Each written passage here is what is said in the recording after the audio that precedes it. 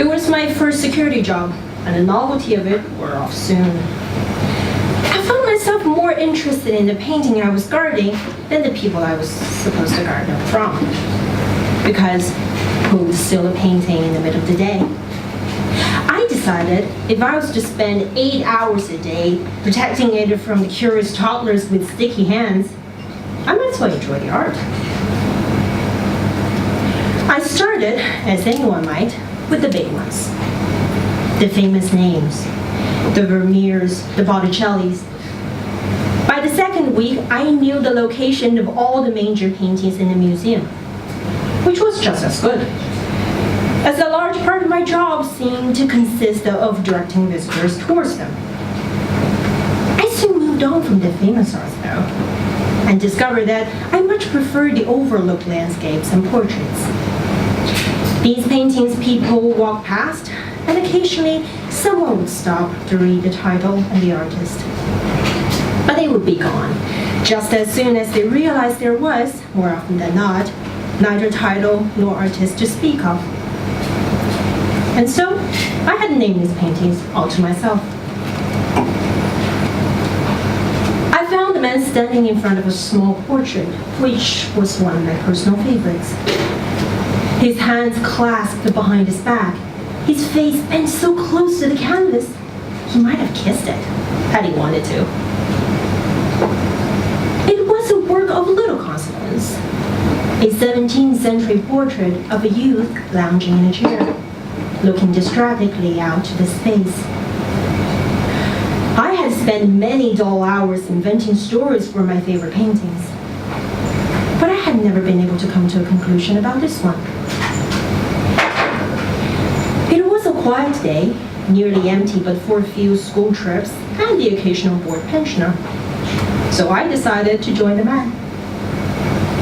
He was tall, with an ageless face, though there was something about the way he stood, perfectly still, perfectly patient, that made me think of an oak.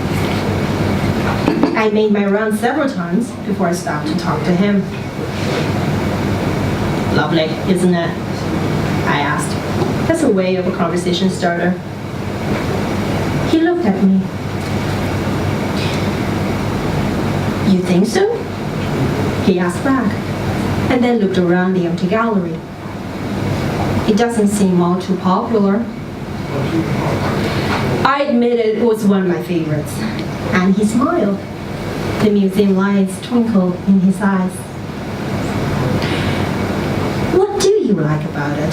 He asked. Our voices sounded small and hollow in the empty hall. I was no expert in art, and I told him so. But I enjoyed things with stories to them, and in this painting, more than the rest, there seems to be a story.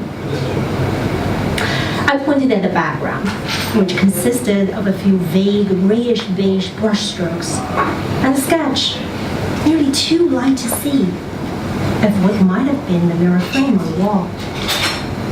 It's unfinished, see? He must have spent a fair bit of time with it to notice such a detail. I told him I did. Well, there was little else to do on quiet days. We both turned to look at the portrait. The subject in it looked away to the side, his face lovely, almost feminine, and balanced delicately on the back of his left hand, in a pose of perfect elegance. He looks bored, I noted. The man considered painting. Oh, not bored, just distracted. A rich man's son, made to pose away the sunny hours of the day instead of spending hours outside.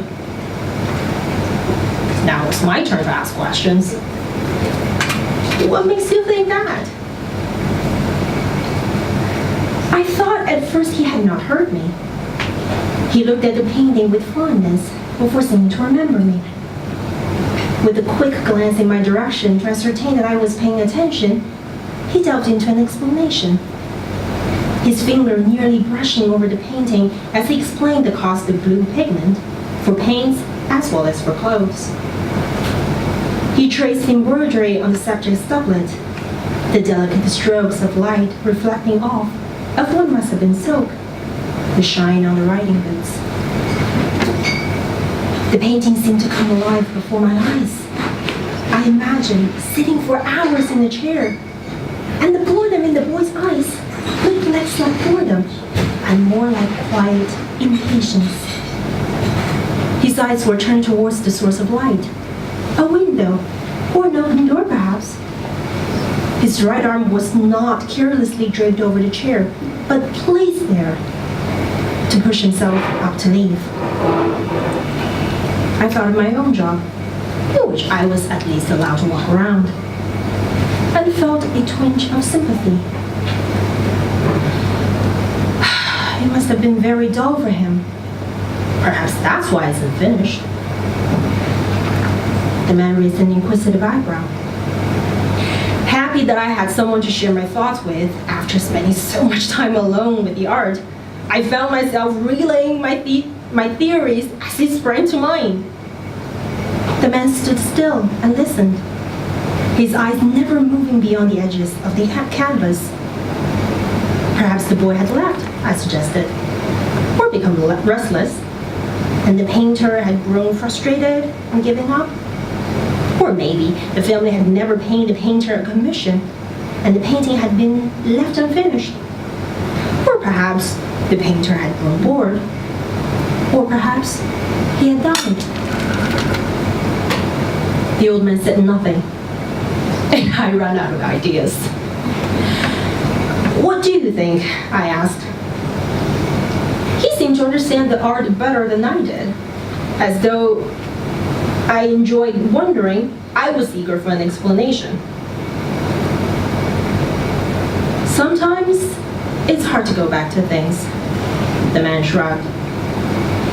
You lose your touch, your inspiration, and it's hard to continue once your skills start to fail you. I thought of the painting, new and unfinished, gathering dust in an attic somewhere for 4 centuries. A shame, I mused. I would have liked to see the mirror finished. The mirror?